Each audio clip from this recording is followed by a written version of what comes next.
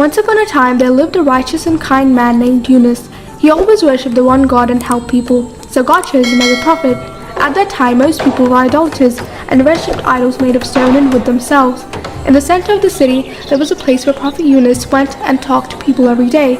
Prophet Yunus said, "O people, you have to worship the great God, the God who created the earth and the heavens. You should not worship these fabricated idols."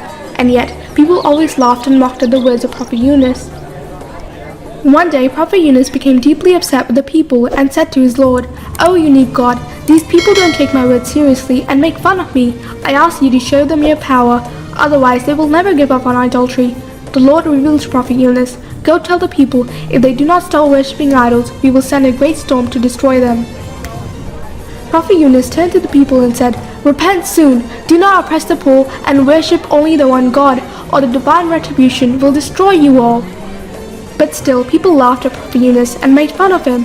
Prophet Yunus, who was upset, left that city. A few days later, he reached the sea. There, a big ship was about to set sail. Prophet Yunus embarked on that ship. The ship departed, but shortly afterwards, a storm started. The ship's captain shouted, "We need to throw one person off the ship, or else we all will die." But nobody was willing to sacrifice themselves.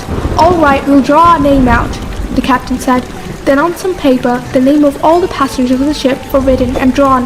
The name of Prophet Yunus was drawn. The captain knew Prophet Yunus was a kind and gentle man, so he paused and said, "We will draw again." But again, Prophet Yunus's name was drawn. Inevitably, Prophet Yunus was thrown into the sea. Suddenly, a great whale came out from under the water and swallowed Prophet Yunus and then went underwater again. All the people on the ship were shocked. Prophet Yunus understood that this whale came from God, so he began to pray in the belly of the whale. Prophet Yunus prayed, "O great God, I realized that I was in a hurry to guide people. Forgive me and save me so that I could return to my people. This time I will try harder. God, please save me." Finally, the whale went ashore at the will of God and threw Prophet Yunus out of his mouth.